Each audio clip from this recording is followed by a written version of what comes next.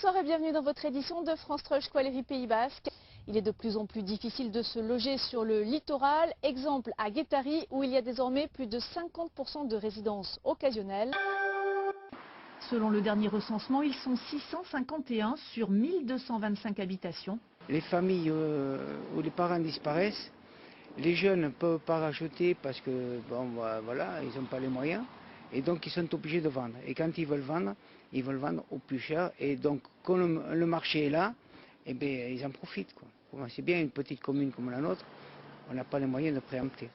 Dans cette agence immobilière, les maisons s'évaluent entre 700 000 et 3 millions d'euros avec des délais de transaction assez courts. Si le prix est au plus juste, ça peut être une semaine. Et si le prix est beaucoup trop élevé, ben, ça peut être 1 an, 2 ans. Voilà. Et sinon, en moyenne, 6 mois, on va dire. Ce sera vendu de toute façon. Voilà, oui, de toute façon. Entzun duzu gazte batek grabaketa batzu egin zituela agentzietan? Ez, bateraz, zendako?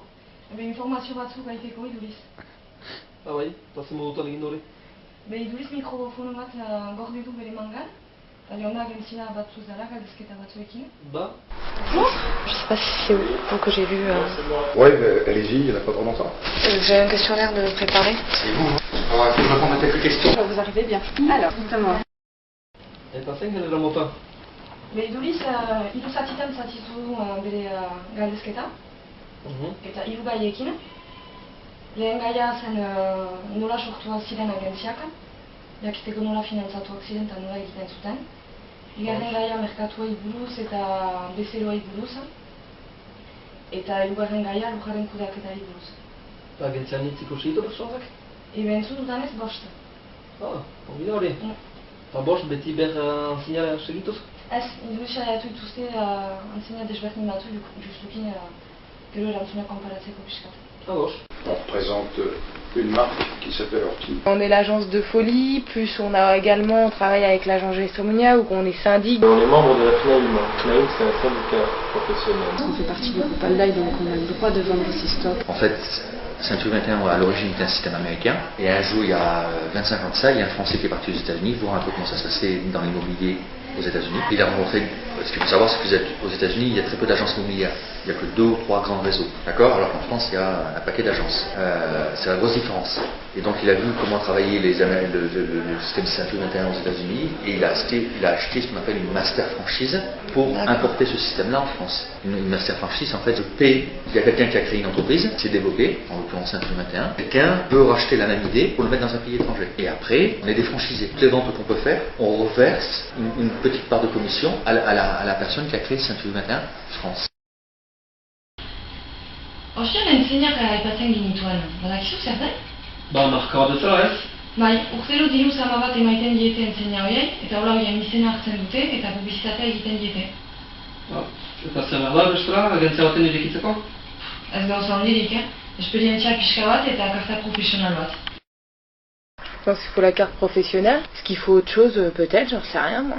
Avant c'était le cas, agent immobilier, tout le monde pouvait être agent immobilier. Maintenant la loi s'est durcie dans ce sens-là et c'est une bonne chose. Dans le sens où maintenant il faut avoir un certain nombre d'études, un certain nombre d'années d'études. Il y a 2 possibilités, c'est soit on a, je crois c'est 300 minimum après le bac pour avoir le diplôme d'agent immobilier, soit c'est 6 ans d'ancienneté dans ce métier-là, sans diplôme. C'est en fait ce qu'on appelle une carte professionnelle, c'est une attestation qui dit que on est agent immobilier. Avant, on pouvait être agent immobilier comme on pouvait être n'importe quoi, on pouvait être agent immobilier comme ça. Et ben, il y a un paquet de gens qui ont fait ce métier-là, sans vraiment le connaître parce que c'est un métier, et qui se sont dit, tiens, c'est facile, on gagne de l'argent facilement. Eta entzunak egiten duten publizitate aparte, beste publizitate bat egiten duten? Prospection, ça va être du porte-à-porte, on va faire du mailing, on va se faire connaître par de la publicité, par les panneaux qu'on va afficher sur les biens qu'on a à la vente. Mais sinon, prospection, oui, c'est beaucoup aller sur les quartiers qui sont dédiés et puis se faire connaître. On va démarcher, pas un petit peu, beaucoup. Porte-à-porte, distribution de mailing, phoning, voilà les trois trucs principaux. toutes les semaines, on fait du porte-à-porte. On dit tiens, on va faire cette résidence-là et on se cale 2 heures et on y va en essayant. Bah, tenez, je vais vous montrer un exemple. Un exemple qui fait qu'on se l'important c'est d'essayer de se démarquer des autres. D'accord. Le porte-à-porte, sonner chez les gens, ça les emmerde vachement. Ce qui est compréhensible. Donc nous, par exemple, en ce moment, on a un autre angle d'approche. On sonne aux portes, on a un système, mais on leur dit voilà, on ne vient pas vous enquiquiner, on vient juste vous offrir des graines pour planter du basilic chez vous. Donc c'est une approche différenciante. Nous, on est en bring, tenez, mon agence vous offre des graines pour planter des basilics sur votre balcon, sur votre terrain. On fait du porte-à-porte pour rentrer les mandats. Pour vendre des biens, il faut qu'on les ait. Et ça aussi, c'est difficile, la recherche de biens. C'est difficile d'avoir des mandats, en fait. Donc, il y a la moitié de notre travail qui consiste à ça. Qu'est-ce que vous appelez exactement la recherche du mandat? Pour avoir des biens à vendre, pour vendre des biens, il faut avoir des biens à vendre. Il faut qu'un propriétaire nous confie un mandat, nous autorise à le vendre. Et ça, c'est peut-être le travail le plus difficile. S'il y en a beaucoup qui veulent vendre par eux-mêmes, qui n'ont pas confiance dans les agences, qui se disent que s'ils passent par une agence, il y aura des frais d'agence injustifiés. Donc il y a beaucoup de gens qui font leur pub eux-mêmes sur les sites de particulier à particulier, et forcément sans frais d'agence. Donc les gens croient que c'est une affaire quand ils passent directement par particulier, parce qu'ils ne sont pas protégés de tout. Donc cette recherche de mandat, c'est le boulot, je pense, le plus pénible. À une époque, on faisait de la prospection aussi, ce qu'on appelle la pige, c'est-à-dire appeler des gens qui ont passé leurs propres annonces sur des sites ou des modes de journaux particuliers pour les convaincre qu'ils seraient mieux dans une agence. Beaucoup, on a notre propre site internet, en portail immobilier, c'est-à-dire pour nous c'est seloger.com, à une époque ça a été Logikimo, et d'autres sites comme ça qui sont assez connus. Et puis on fait des publicités papier, en particulier à Biarritz sur maison et appartement. Demandez le plus chic aussi. Entxeraz apartez, zenbat diru gastatzen dute publizitatearentzat? 10%. C'est très compliqué, monsieur. On paye à tous les étages. On doit être autour de 15%, je pense. Ça représente au moins 5%, quoi. Agentzia gehienak kostaldean dira. Oartentzia BA-ben 150 agentzia dira bakarrik. Hor, egiten dugu gutxi gora bera, agentzia bat, 750 pertsonentzat, ez? Il y en a trop d'agences immobilières. Il y en a 130 sur le BAB. Tout ça pour à peu près 100 000 habitants. C'est-à-dire qu'il y a une agence immobilière pour 770 habitants. La concurrence est très très présente, on a 70 agences à Biarritz. Badakizu lakot alakot. Metro karratuaren prezioa hainitz aldatzen da Angelutzik Inahitzera, Donibane Loitzuneko kostatzik periferiara eta kostandetik barne kaldera. Par rapport à ce qui s'est vendu. Vous allez demander 10 agences immobilières différentes, vous allez certainement avoir quasiment 10 prix différents. Le meilleur moyen, c'est ce qu'on appelle dans notre jargon le comparatif. C'est-à-dire, je reprends votre exemple, vous êtes propriétaire de votre appartement, vous voulez le vendre, vous avez par exemple un 2 pièces de 50 mètres carrés. Moi, je pense qu'il vaut 100 et je vais vous essayer de vous le prouver en vous disant, voilà, il y a un mois de ça, on a vendu, ou c'est vendu, un appartement similaire au vôtre, à tel étage, avec un parking, une cave, qui se rapproche le plus du vôtre, et il s'est vendu ce prix-là. Et que les vendeurs sont encore dans le rêve. Ben, je veux plus cher que ce que ça vaut réellement. Plus on est près de la côte, plus c'est cher, forcément. Saint-Jean, on peut passer de 10 000 € le mètre carré en front de mer à 4 000 quand on... 4 000 quand on est vers la rive. On s'éloigne un peu vers les hauteurs. La moyenne, si vous voulez, c'est 4 600. Mais la moyenne, ça recouvre beaucoup de choses. Donc, les immeubles de Pétricot, pour les plus bas, ça va être à 2 500 €. Après, en ville, quand un bien est un peu rénové, qu'il n'y a pas de travaux à faire et tout ça, ça va être entre 5 000 et 5 500. Et après, si c'est vue mer, ça va être entre 8 000 et 12 000 € en gros du mètre carré. Mais après, plus on va vers l'intérieur et plus ça va descendre, puisque quand on va vers Pau, on va arriver à 1 500 € du mètre carré. Pau, c'est moins cher que Ustari et Trocambo. Ah oui. Mais pourtant, c'est une ville à faire. Ben oui, mais ici, bon, Cambo, je pense, je ne sais pas exactement les prix de Cambo, mais je pense qu'on est aux alentours de 2000, entre 2000 et 2003, je pense, quelque chose comme ça.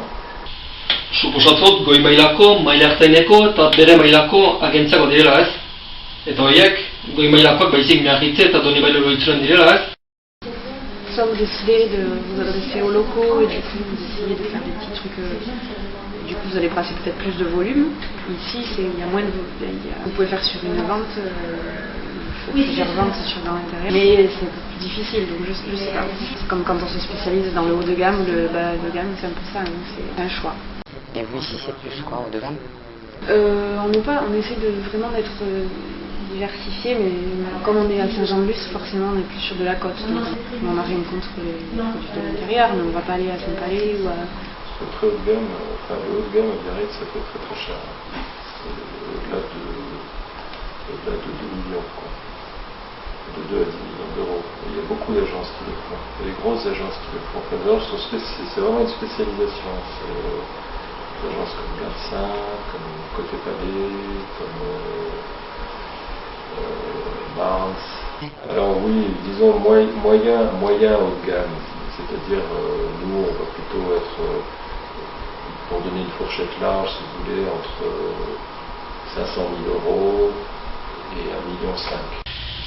Zer, badegam delako horiek baizik geretzen zaizkigun. Biltzatzeet horietan.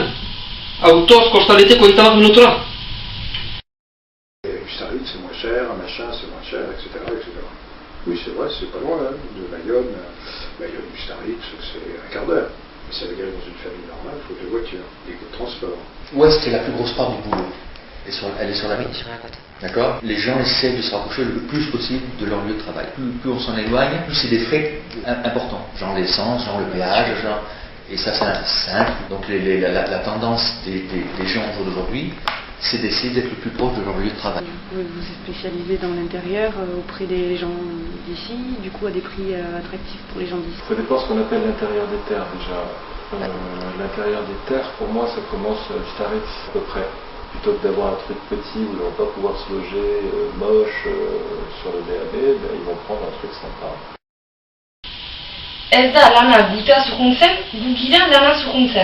C'est-à-dire des gens qui ont la nécessité d'avoir un toit sur la tête. Si vous prenez Biarritz, c'est pas le cas. Ça serait l'inverse, vous direz l'inverse. Vous direz c'est plutôt de l'achat plaisir. Il y a des gens qui achètent en résidence secondaire, qui sont déjà propriétaires d'une résidence principale, et qui aiment la côte basque et qui veulent venir en vacances sur la côte basque et qui achètent un pied-à-terre. Alors que sur Anglette, c'est plus de la résidence principale que de la résidence secondaire. Donc l'agence de Biarritz fait plus des maisons secondaires?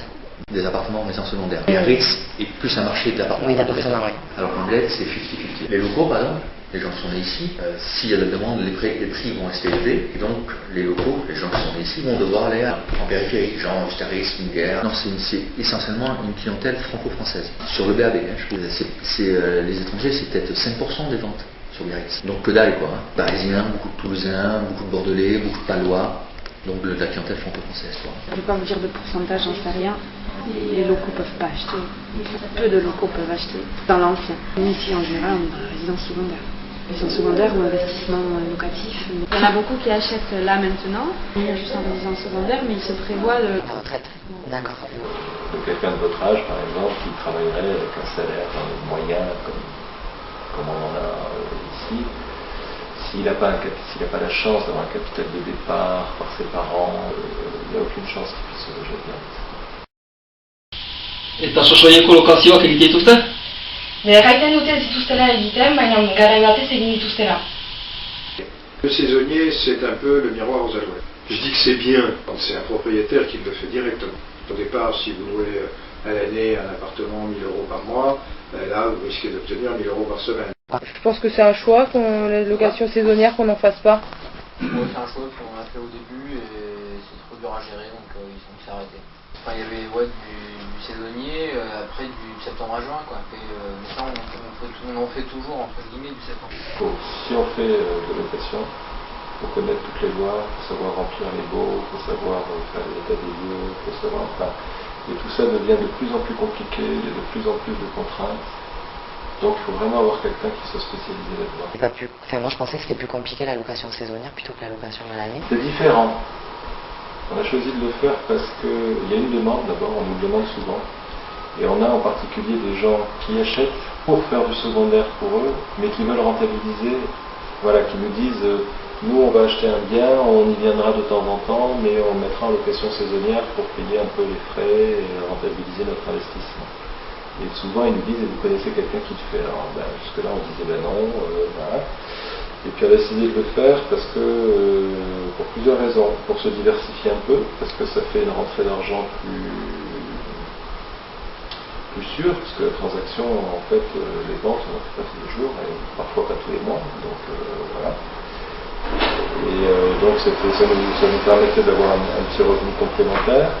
Et aussi parce qu'on se dit qu'à un moment donné, les gens qui nous confient leurs biens en location saisonnière, ils peuvent vendre un locataire de saison qui vient pendant plusieurs années et peut dire tiens, ça me plaît, bien ça me fait quelque chose à moi. Le PLU, le plan local d'urbanisme, est un plan rédigé par une commune pour l'aménagement du territoire. Ce plan comporte par exemple les zones à préserver ou encore les zones dédiées à des constructions et aménagements futurs. Le SCOT, c'est le schéma de cohérence territoriale. C'est un plan qui regroupe plusieurs communes pour un aménagement du territoire commun pour les années à venir. Du SCOT. Qu'est-ce que ça va déterminer? Les droits à construire, ce qu'on peut faire et pas faire, etc., etc. Automatiquement, ça nous influence, c'est évident. Nous ici, on a le PLU du Dard, par-dessus, on a les exigences des bâtiments de France, on a la loi littorale avec le CIESIM. On ne fait pas tout ce qu'on veut, quand même. Parfois, on arrive à faire ce qu'on veut, mais... J'en ai aucune idée. Je sais même pas. Est-ce que vous, en tant qu'agent immobilier, vous participez un petit peu aux réunions publiques et tout ça du SCOT? Non. Non, du tout. Je suis anti-remonte.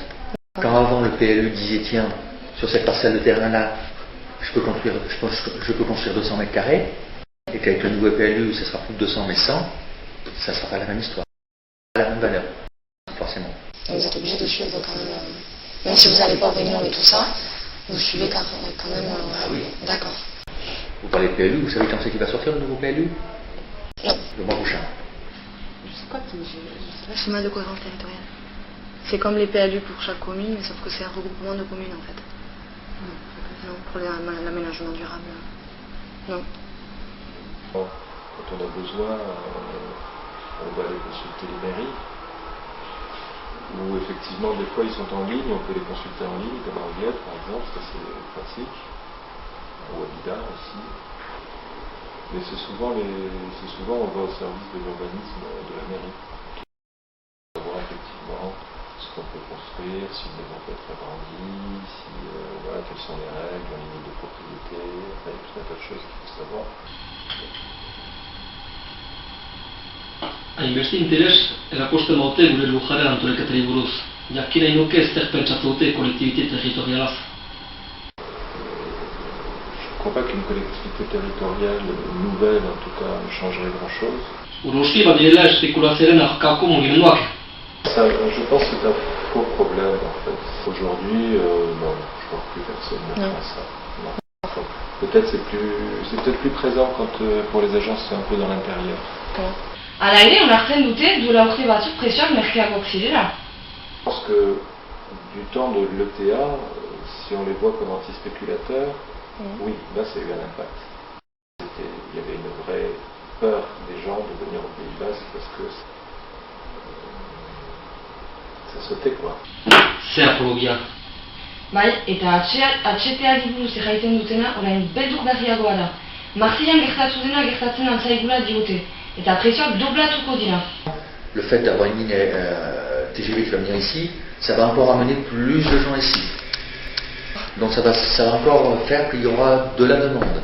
Qui dit de la demande dit des prix élevés. Mais pour l'agence, est-ce que... Sécurisant, c'est sécurisant. Dans le sens où ça veut dire qu'il y aura encore de la demande.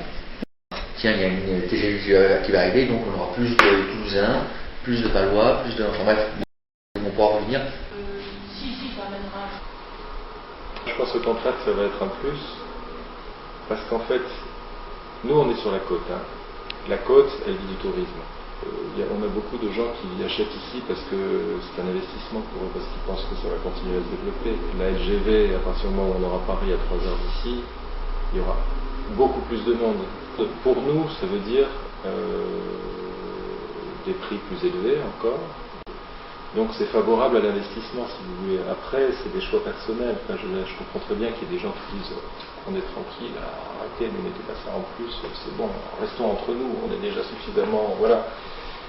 Mais par comparaison, si vous voulez, Marseille, justement, quand il y a eu le TGV, il y a eu 50% d'augmentation des prix en quelques années. Donc, évidemment que si vous le voyez de l'œil du jeune local qui, avec son salaire, qui n'a rien de plus qu'ailleurs, n'arrive pas à se loger, vous pouvez vous dire non.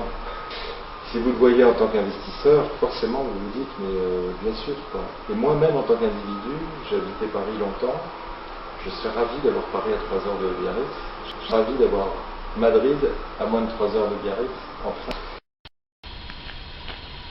Deia, etxe bizitzen prezioak biziki gora dira. Metro karratuak 10.000 euro baino gehiago balio du. Eta AHZ-arekin hori doblatuko da. Bestalde, agentziek jatu dute peilua eta askotarengan ez dutela interesik.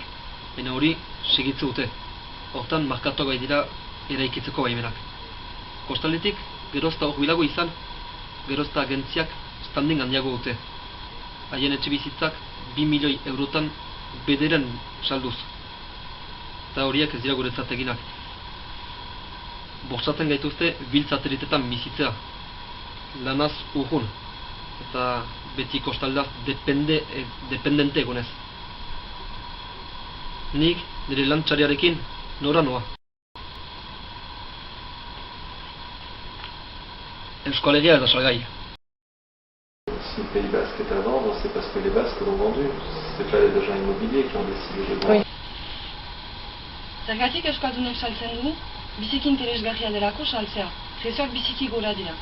Gure lokaldea antolatua den bezala ekonomikoki eta sozialki, jende hainitzak hemen saltzen dute. Interesgarriagoa delako lurra saltzea ezinez eta lantzea. Poliki-poliki, indigenoak bezala erreserbetan sartzen gaituzte. Eta hori orain, RCLM edo bit-satelit deitzen dute. Lege bat behar da hori oztopatzeko. Zain ez dakit, baina hemen lan eta bizi nahi duen jendearen printzipioak errespetatzen dituen lege bat behar da. La la la, la la la la la la la.